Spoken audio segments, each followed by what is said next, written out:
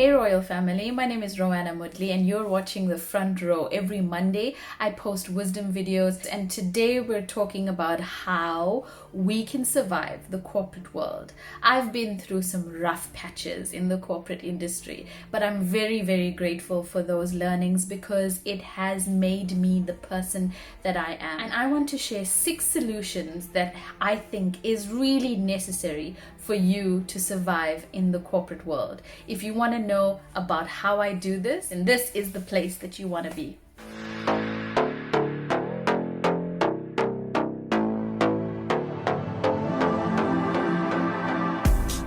Now, with any corporate environment, you're dealing with people that do not have time. It is cutthroat, it is fast-paced, it is moving rapidly. People are all over you because they want deadlines to be met. You're working in a team dynamic. You have to answer to other people. It can be insane.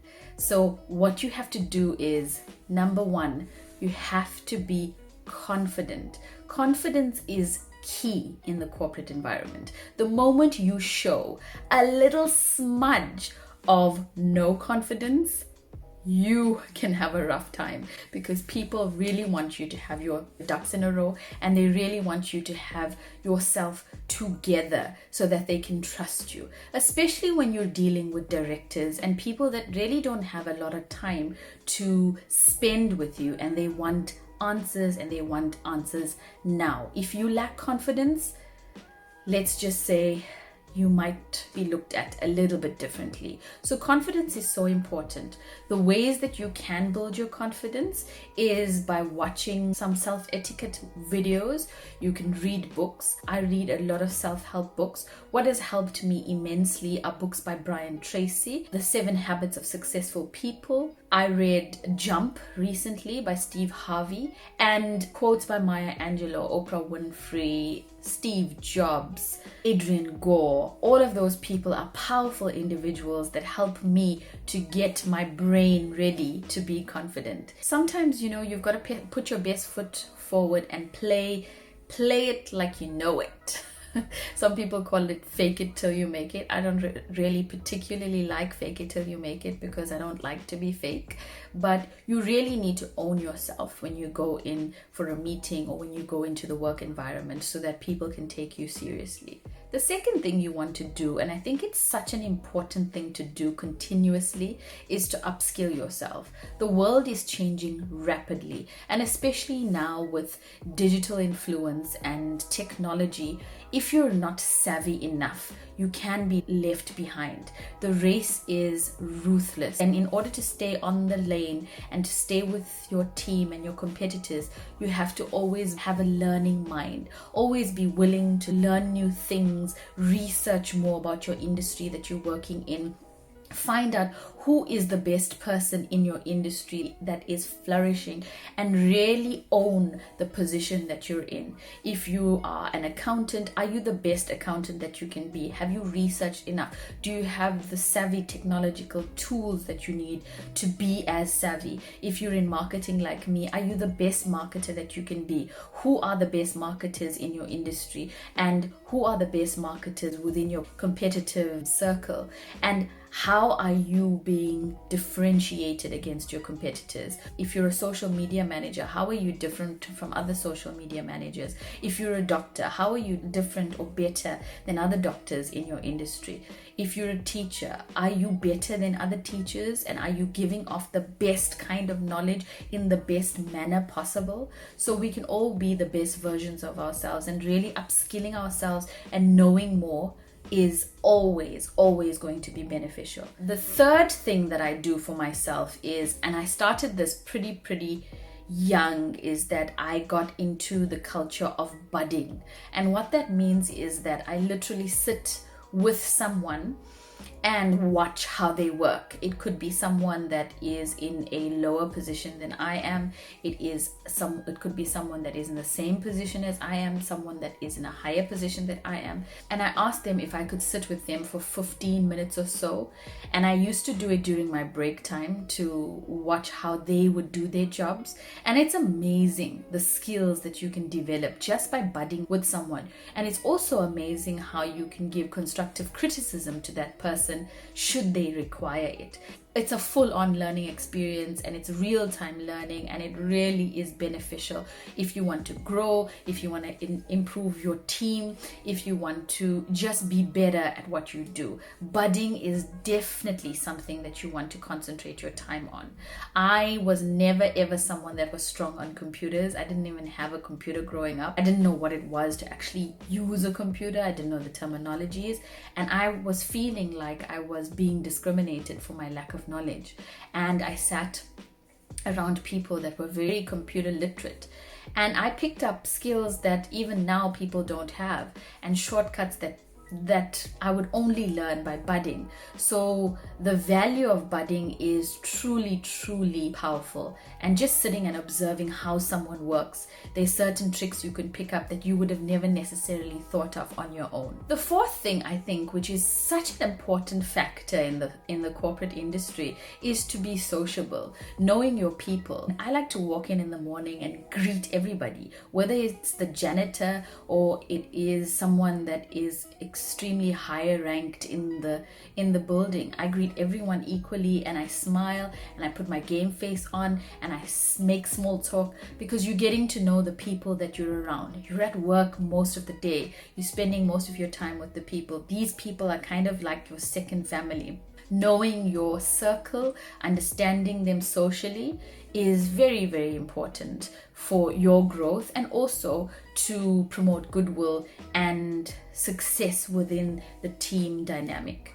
Being sociable does not necessarily mean that you have to tell them all your personal stories. It's just being really genuinely nice and really being a friendly face in the office. The fifth thing I think really helps us in the corporate environment is communication. It is amazing how much industries lack simple communication. When you receive an email, it's always nice to reply, even if you don't have feedback just yet. Saying that you've received the email is good communication. If you have a deadline and you're not going to meet the deadline, saying, I'm not going to meet this deadline because of X, Y, and Z, can I get it to you on this day? Communication is key. The more you communicate, the more transparent you are with your team, with your superiors, with your general co-workers, the better the business does, and so your SOPs or your processes flow, because everyone is communicating well and they're being very transparent with each other. The final and sixth thing that has helped me in the corporate environment is to be private. Nobody really wants to know what you cooked for dinner. Nobody really needs to know how you've cleaned your house. Nobody wants to know about your boyfriend or your marital issues. Nobody wants to know about your kids. Nobody wants to see pictures about that. Yes, you're going to get small talk here and there, and people are going to do it. And if you climb the ladders in the corporate environment, there is no time for private talk.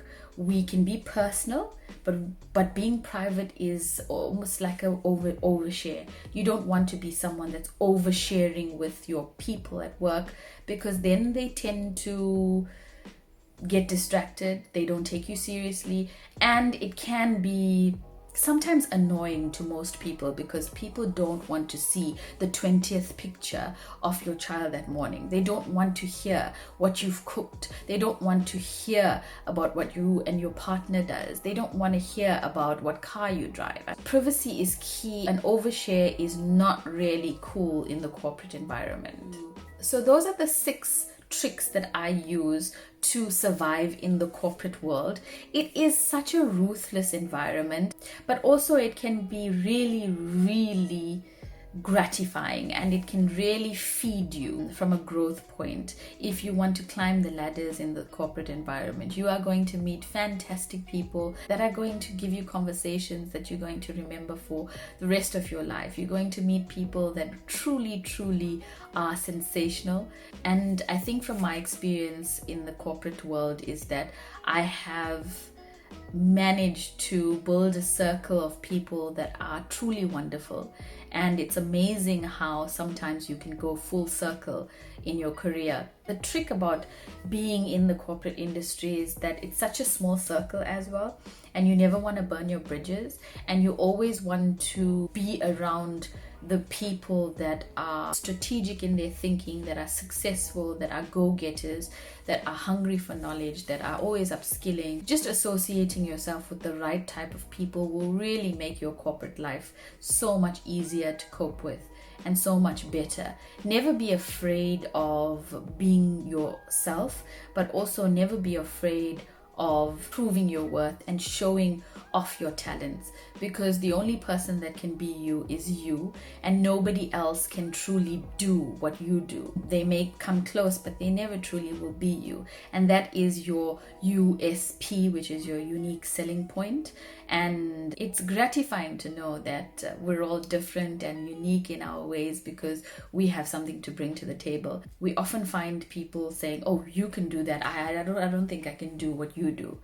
If someone else can do something, you can do it too. There's no question about it. If it may take you a little longer, you might not do it within the same time frames as that person, doesn't mean that you can't do it. There's no can't in the corporate world. In the corporate world, deadlines is key. So some of the things you want to do is you really get on board with meeting your deadlines, really get on board with communicating, upskilling yourself, researching, budding with the right people, socializing with the right people, because the circles you make in your company you will keep forever. Even when you move to another company, those circles that you've made in your previous company, you will eventually use them. So don't burn your bridges, and stay away from the scandal and the backbiting and the fighting, because that's really not going to get you anywhere, and if anything, it's really quite immature. So I wish you everything of the best in your corporate career, and if you liked this video, please do give this video a thumbs up and comment below letting me know what else you'd like to chat about. Subscribe to my channel, because that really helps me. I post videos every Monday on wisdom, life skill tips and hacks. So till then, keep it corporate and keep it royal.